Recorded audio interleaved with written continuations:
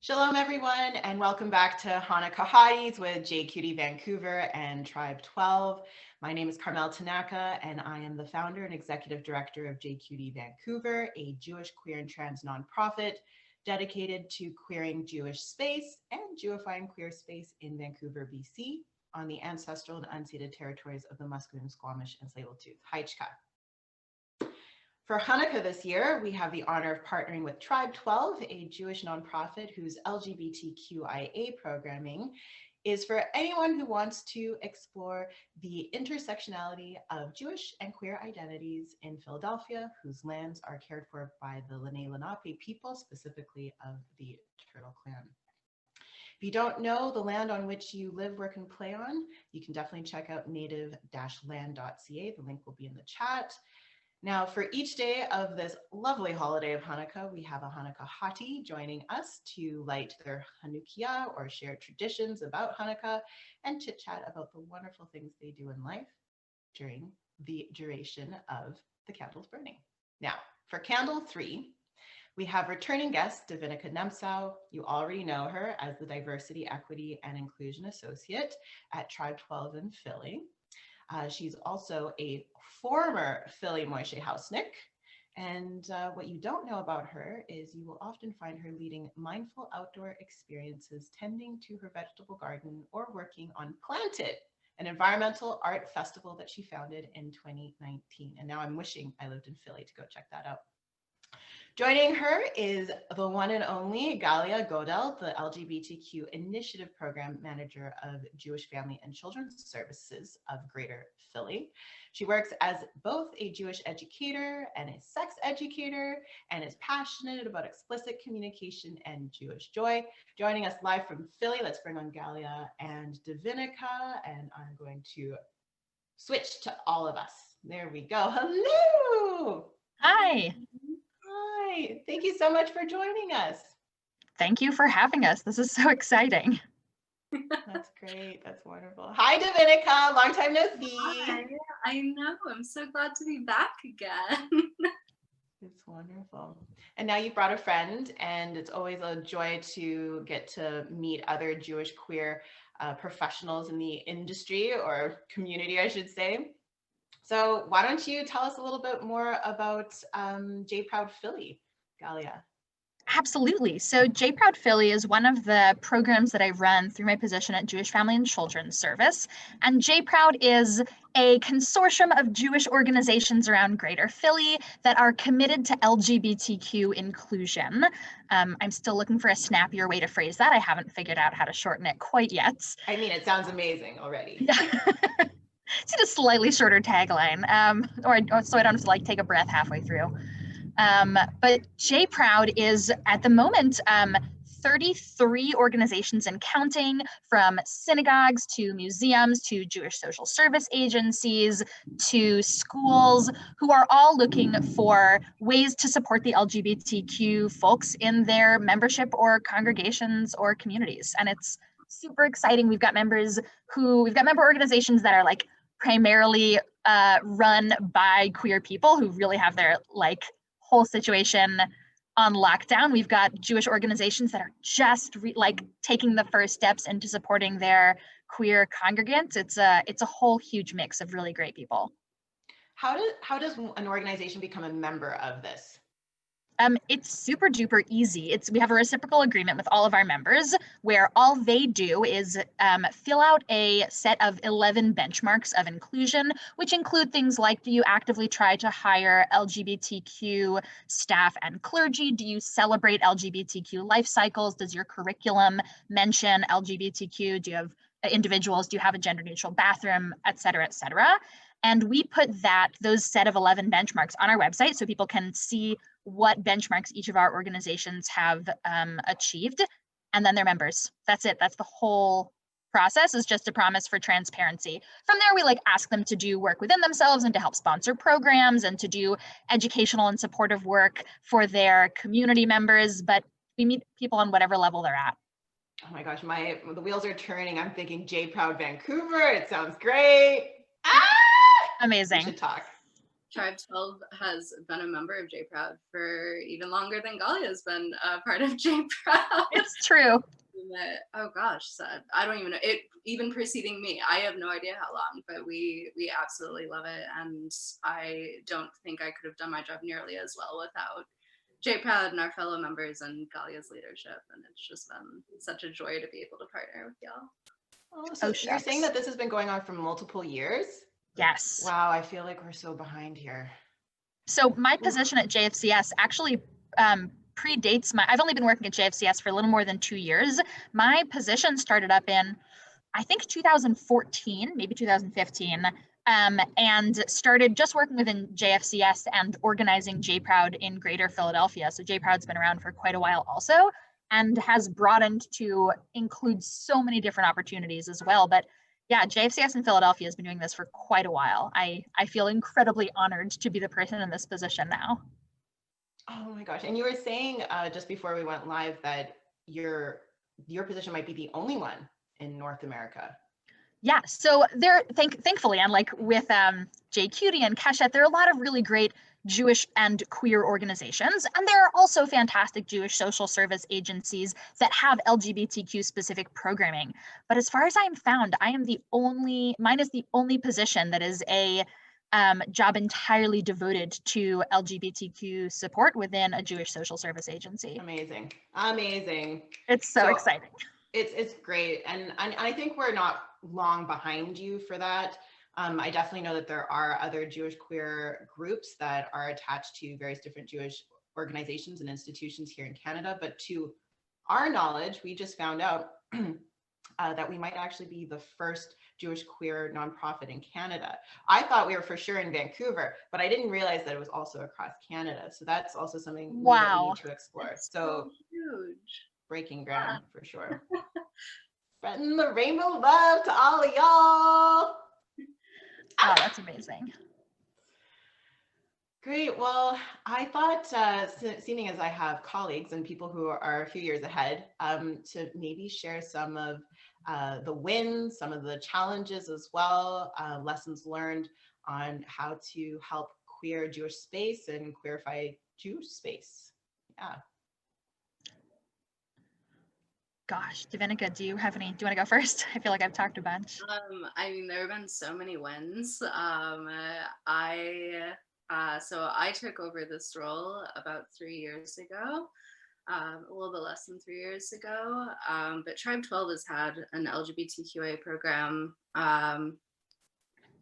I don't know how many years, but before 2014, because when I was a college intern, I interned with Tribe12, and I was like able to help out with their LGBTQ program at the time. It was called Spectrum, and it was my first time seeing a queer Jewish community. It was my first time ever being in a space where anyone acknowledged LGBTQI people in the Jewish community. And it was just such a joyous, wonderful space to experience, especially as a college student who like didn't grow up with a Jewish education and kind of really only knew about Judaism from my immediate family. And, you know, then I got to take over this role and really make it my own. And I think one of the biggest wins for me has really been like advocating for the importance of this program, within like, you know, Tribe12, but also within our Jewish community in Philly, but then also like realizing what I wanted out of community and getting to bring that to other people. Because so I, you know, I've made the choice my entire life not to drink or partake in any substances. And as we all know, you know, the LGBTQ community is extremely substance heavy. And unfortunately, a lot of people are dealing with substance addiction, and it's highly sexualized, and like a lot of things that like come from a lot of larger issues. But there aren't that many spaces for like sober nerds who just want to like hang out and play games together. And I, you know, my first year, I wasn't really sure what this program looked like, or like I really struggled with a lot of my internalized like biphobia about feeling like because I was bi that I couldn't be a leader in the queer community, and you know, a lot of things, and kind of like working through my own shit and on my own, because I didn't have many peers to like talk through this with.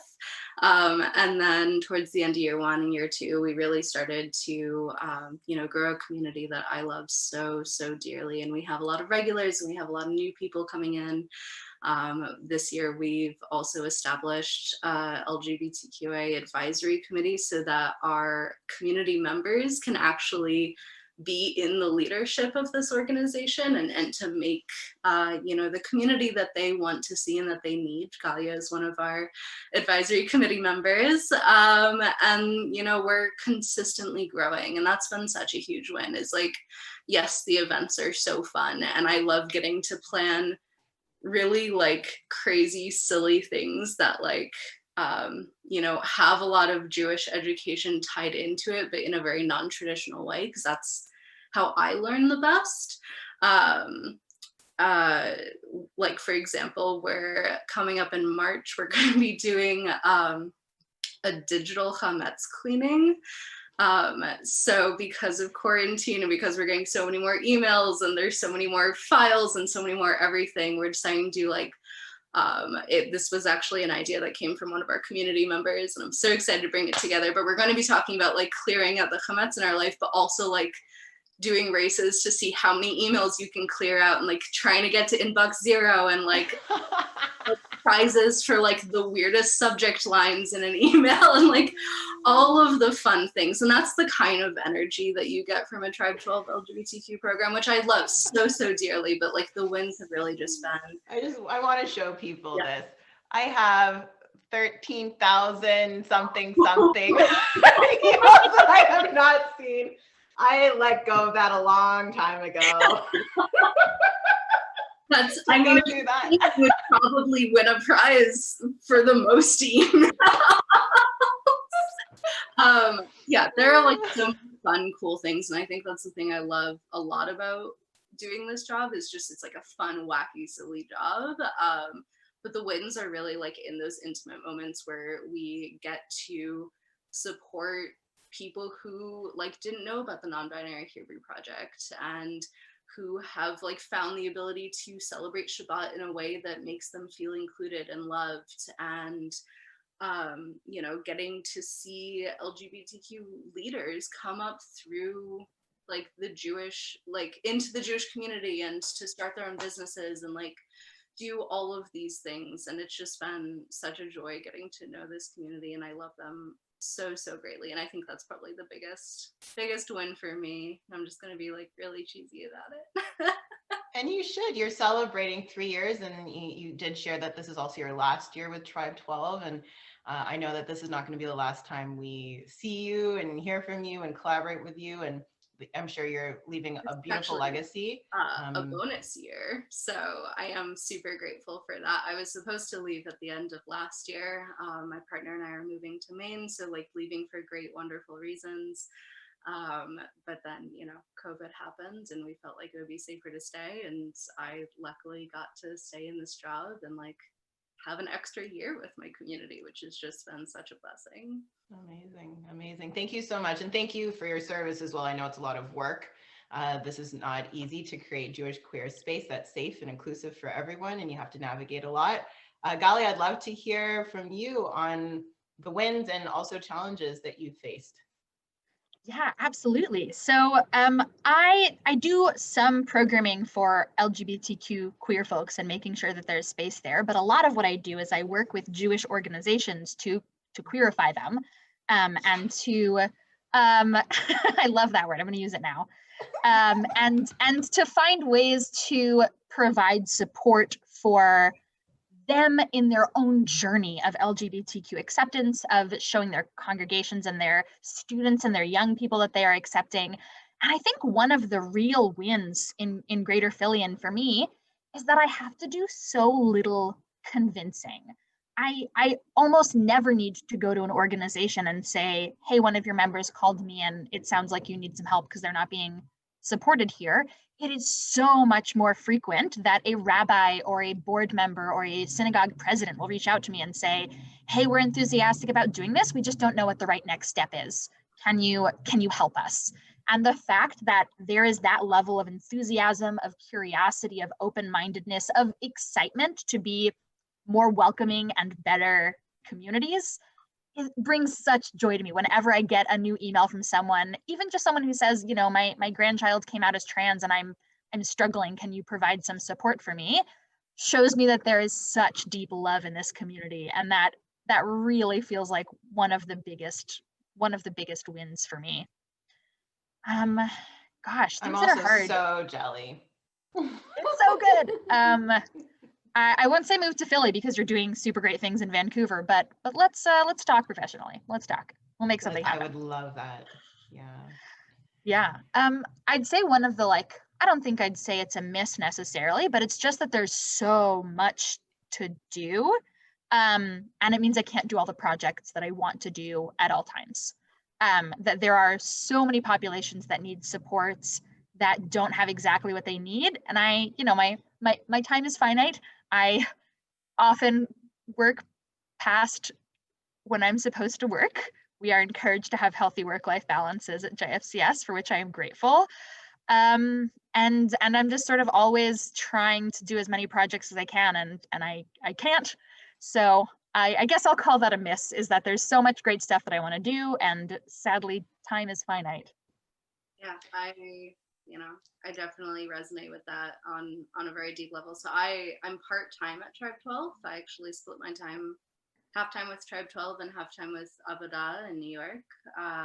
And within my part 20 hours at Tribe12, I also am in charge of our new diversity, equity, and inclusion initiative and projects, and that's a huge undertaking because we're like revamping our entire 10-year-old infrastructure to be anti-racist and to be accessible and to be inclusive and all of the things, and that is a lot of work in itself. And then I also, like, for my fun project on the side that I kind of forced into my contract, was I run this program on sustainability in Judaism called Shtetl Skills, and there are so many things I want to do with all of these projects, and I never have the time to do all of the things. I come up with a list of 100 programs that I want to do at the beginning of each year, and then I have to pick 24 that actually get to happen. And yeah, it's I really wish I had more time. I can totally relate to that. So just to also relate where JQT's at. So JQT recently became a nonprofit after 3 years in August. Yes, a lot of blood, sweat, and tears went into making this happen and work, and a lot of team effort. But I'm a volunteer executive director. I'm not paid for the work that I do. It is definitely more than full-time at this point in order to get it going. And so funding is for now a major issue. We do some partnership in the Jewish community, which is great. We've got a lovely partnership with the Jewish Museum and Archives of BC, doing an oral history project with our aging priders. And there's some other great, wonderful organizations that we work with, but for the most part, we're kind of this island slightly removed from the Jewish community, trying to create a safe space for Jewish queer people. And what we're finding is a lot of our members are from different age groups. We have from families who want care for their little teeny ones to aging priders as well, and elders in our community, and everyone in between. And we're finding that it's impossible to offer the programming, the support that everyone needs, essentially what a community needs, what a community center should be able to offer everyone in their communities on literally, we have $2,500 in the bank, and that's Canadian. So let's call that $2,000 US. And we recently fundraised for the first time, and this is our own community helping us. Until we're able to either up the fundraising to be able to pay for staff in order to help provide these services, we're going to need to partner, and we want to partner. And we know that it starts very simply. We don't need the long laundry list of being able to do everything perfectly right off the bat. We know that it's a work in progress, and we're there to help every step of the way. Yeah, the ability to partner is, I would say, like probably the most important resource you had. So on top of Planted, which you had mentioned at the beginning, I've also started 2 other projects. One of them became a 501c3, a nonprofit, and we had no money. I started out with, when I founded that nonprofit, I had just lost my full-time job. I don't come from money. I had no financial resources. I was on unemployment. And we had like $20 to invest in this organization. And it just came from like reaching out to our community and artists that we want to work with and like organizations that we could partner with. And in that month, with still having no money in the bank, we created a citywide 4-day art festival all around like inclusivity in the arts, which was such an amazing joy, but not related to this job at all. Resources are like partnering, and the ability to collaborate within the community is, if I could tell anyone starting a new business, like that is my number one every single time. And even with funding, and we are very, very grateful to have funding. You know, the Jewish Federation, you know, does fund some of our LGBTQ program, as well as a couple of other foundations in Philadelphia. And I'm so grateful to be able to get paid for this work, and everyone should be able to get paid for this work. But we also still wouldn't be able to do any of the things we do without the ability to partner outwardly. Even I think what did we decide next month?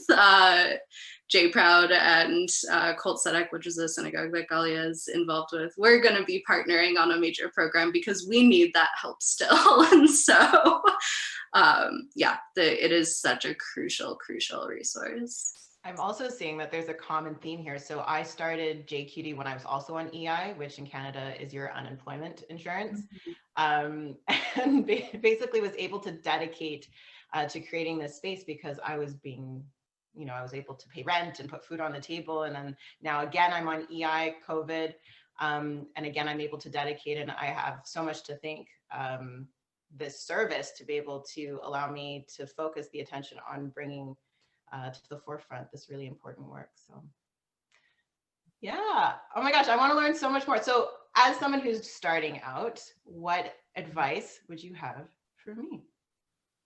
Don't do what Galia is doing and have a healthy work-life balance. Listen. I mean, that's long gone. You saw how many emails I have, you know, that's not happening. Yeah, I like very open moment of vulnerability. Starting that project drove me to a like trigger warning here in mental health, like suicidal breakdown. And you know, I ended up for 2 weeks in a very expensive visit to a mental like inpatient like psychiatric facility, because I was just so overworked, and I was so stressed, and so much of my personal anxieties were getting wrapped up in this project because it is such a personal project. And you know, I even experienced that at Tribe12, and Tribe12's not my baby. I came into this, you know, like 7 years in, and you know, I had a lot of sleepless nights that were like, I just want to get this right. I want to serve my community. I want to be able to do this perfectly. And it's super not healthy and not sustainable. And I've been really evaluating like the presence of this like white supremacy culture and like all of the effects that that's had on capitalism, and that like idea that like I have to sacrifice myself in order to work. Yeah, I'm starting a new project once I leave Tribe12, and like my number one thing right now is like boundaries and balance and like the ability to say no. And while that like isn't fun and isn't exciting for like this whole new thing, like that is, I would say, probably my number one at the moment. Thank you so much for sharing that, Davinica. A lot of that also resonates with me. We're members of the community that we are serving, and so there's a lot of gray area in terms of work-life balance. Yeah. And yeah, I've definitely had burnout, and I'm on the upswing from one most recently. Galia, how are you balancing all of that? Poorly. But not because there is necessarily too much to do, just that the world is really hard right now. And I think I'm coping about as well as everyone is, which is to say, not well. And it helps that I really love the work that I do, but that also makes it tough sometimes, that I'm exhausted sometimes. And I think to myself, okay, I should probably be finished. And then another email comes in from a 12-year-old asking how to come out to their parents. And I can't go to bed without answering that. Of course. Yeah. Right. We have the LGBTQ Initiative at JFCS has a program called Dear Ally, which is an anonymous advice column kind of thing that mostly just gets really young teens and tweens writing in going, I think I might be gay, or how do I figure out what my gender is, or I want to tell my best friend that I have a crush on them. And it is honestly the most rewarding part of my job, and I love my whole job, but it also means that I go a little bit too hard sometimes. And I guess the way that I'm trying to think of like a way that I deal with that, but the answer is like, just keep doing it. It's gonna be fine. Not ideal. Oh gosh, what's some good advice for all the people listening? Don't do what I'm doing. Take lots of naps, hug your loved ones and your pets, eat vegetables. There we go. I'm eating lots of vegetables and I'm trying to drink lots of tea. That's how I'm taking care of myself. I'm gonna take a sip of my rooibos tea right now, in fact.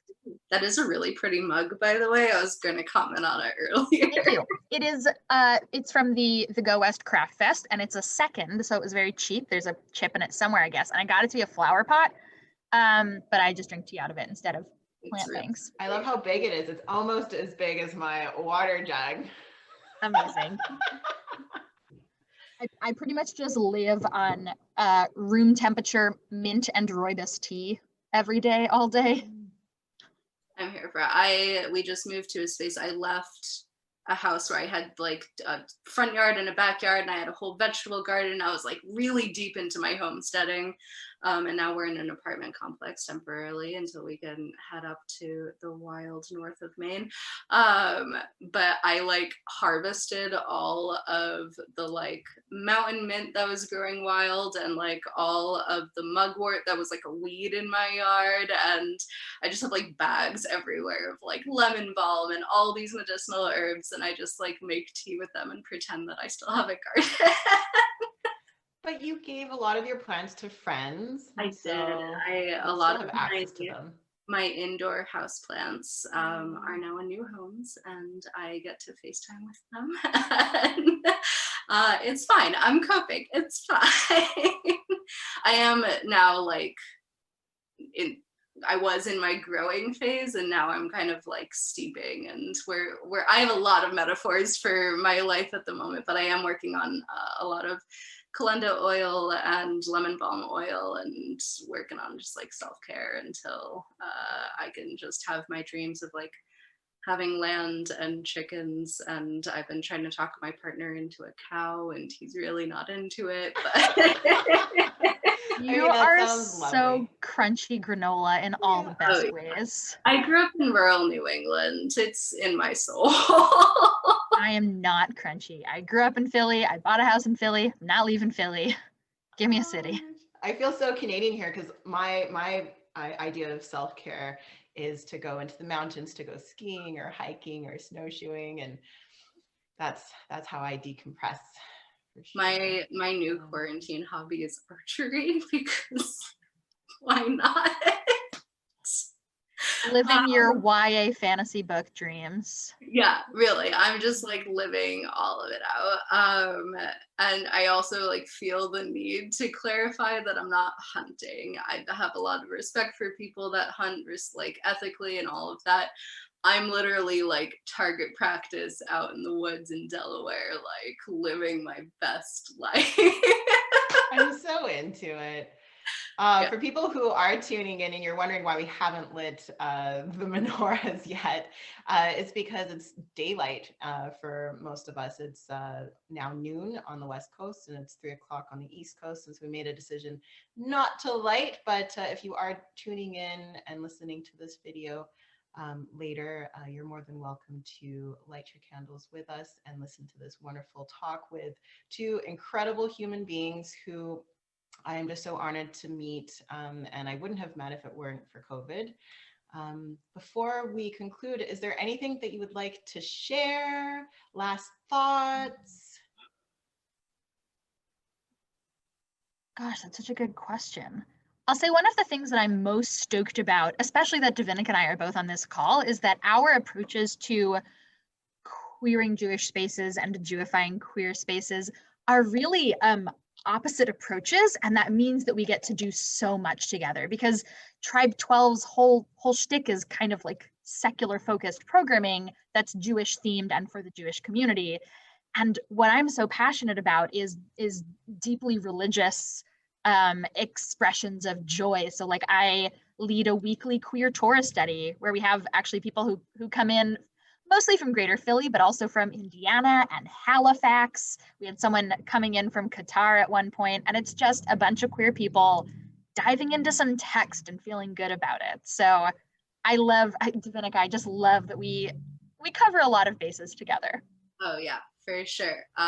We play games, mostly very inappropriate games on Shabbat, and you do like important spiritual work. It's perfect. During our last advisory committee meeting, Davinica was like, what would you guys like to focus on? And I was like, I mean, more religious programming, but I know that's not your jam. I'm just sharing what I'd like to focus on. Well, I mean, like this is, it's interesting that you present this, because this is what JQT is also dealing with, is do we offer secular programming? Many Jews are secular and identify as such. And then there's, of course, Jews as well who want to explore their spirituality, and how do we offer that? And it's how do we offer it together in a way that we don't lose anyone? And it's I love the fact that you're able to collaborate and essentially help and support all the different demographics and needs. What about you, Davinica? What are some of your last thoughts before we conclude today?